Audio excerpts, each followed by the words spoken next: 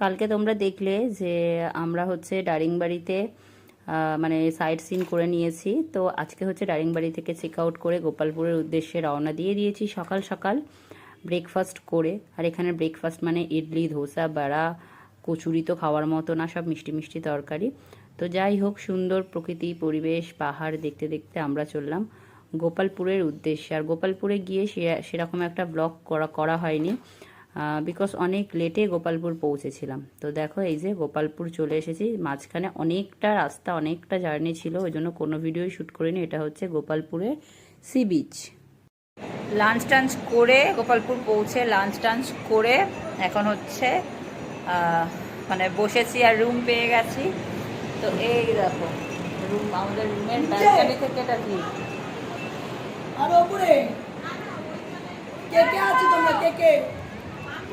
তো চলো দেখা যাক আর কী কী করা যাক। আর আজকে সকাল থেকে একদম ভিডিও করতে পারিনি, বিকজ মানে আমরা বেরিয়েছিলাম 8টা নাগাদ। তো 8টা নাগাদ বেরালাম না ওখান থেকে।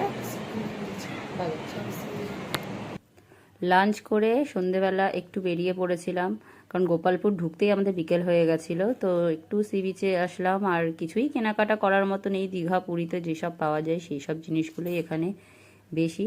তো একটু জাস্ট আমি কিছু কেনাকাটা করিনি, বাচ্চাদের জন্য একটু কিছু কিনলাম। কিনে এখানে হচ্ছে রিশান খুব বায়না করছিল এই যে বাইক চড়বে বলে। তো ও বাইক চড়লো, বর্ষার মেয়ে বাইক চড়লো। চড়ার পরে আমরা হচ্ছে মানে রুমে চলে গেলাম। রুমে গিয়ে ডিনার করলাম, কারণ পরের দিন আমাদের তাড়াতাড়ি চেক আউট করে বেরিয়ে পড়তে হবে কলকাতার উদ্দেশ্যে। তো অনেকটাই মানে রাস্তা আর কি গোপালপুর থেকে কলকাতা।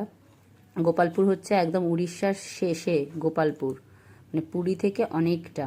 তো যাই হোক, ওরা গাড়ি টাড়ি চললো, আমরা একটু সন্ধ্যাবেলা বিচে বেরিয়ে কিছু একটু খাওয়া দাওয়া করলাম, করে রুমে গিয়ে ডিনার করে আমরা ঘুমিয়ে পড়েছিলাম। সেই জন্যেই বেশি কিছু শ্যুট করা হয়নি গোপালপুরে এসে সেরকম কিছুই আমাদের ঘোরা হয়নি। যাওয়ার পথে কয়েকটা সাইট সিন করেছি, সেটা অবশ্যই তোমাদের সাথে শেয়ার করব। তো দেখতে থাকো।